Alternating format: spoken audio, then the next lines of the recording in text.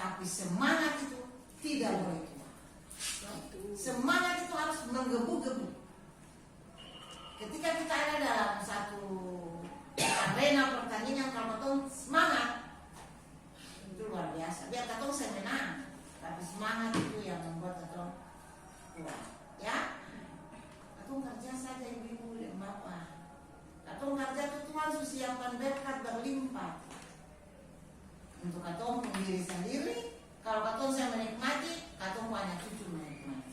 Nah, ketika katong kerja dengan sungguh-sungguh, Tuhan catat semua tuh. Untuk catat, oh iya, Ibu Ros kerja begini-begini, tetap perhitungkan semua. Dan berkat itu untuk sediakan setiap saat. Saya juga tahu. Yang pertama berkat napas hidup ini dulu. Atau ada sampai saat ini bukan karena katong kuat, tapi Tuhan memberikan napas hidup untuk katong beraktivitas. Tahu Bapak Ibu? Ya. Barangkali itu, mari katong sama lakukan tugas ini baik-baik supaya jadi berkat pada katong dengan keluarga, juga pada orang anak-anak yang Tuhan percayakan. Ya. Barangkali itu terima kasih. Tuhan Yesus berkati katong semua untuk menjalani hari-hari ke depan.